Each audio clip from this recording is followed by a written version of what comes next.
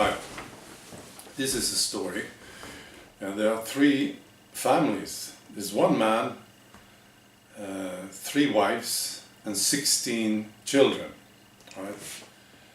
And they come from Syria, and they ended up in a town very close to where I live, called Nacka. They were sent there. That's how it works here in Sweden. The government has decided that each town has to accept these refugees and find accommodation for them. So this town, Nacka, they bought 3 apartments on the private market.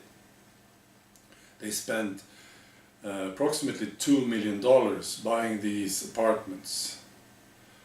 Okay? And they made sure that these apartments were close to each other so that these families could maintain their lifestyle. This story went viral, to say the least. It was first picked up by the Sweden Democrats, the political party. And there's an outrage on social media. Mainstream media are silent so far. There was one newspaper, I think they were so sure that this story was a fake story because they looked into it. They did fact-checking and they found out that it was true, and they did publish the findings. So, but none of the major newspapers or public service TV talked about it so far. I think they will have to eventually. Yeah. Well, it's not illegal to have several wives in Sweden, unless you marry in Sweden. I think it's about the same rule in many countries here in Europe. So they got married in Syria, of course, right? So it's legal.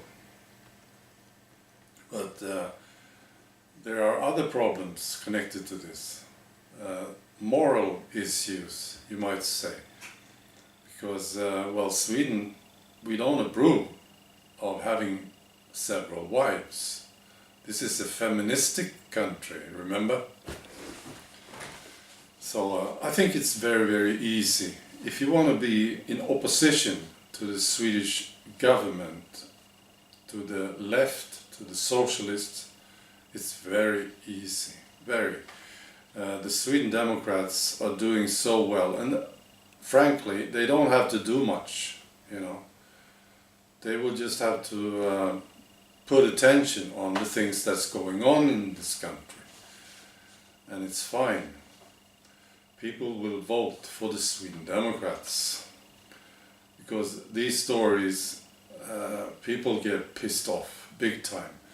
I mean, now I see comparisons, like there are Swedish citizens living in the same town that are kicked out of their apartments because they have some problems. Maybe one of them is using drugs, or, you know, Swedish citizens, and they are kicked out. So, yeah, I understand if people are pissed off. And I'm pissed off, of course I am. So that's the story for this morning. Bye.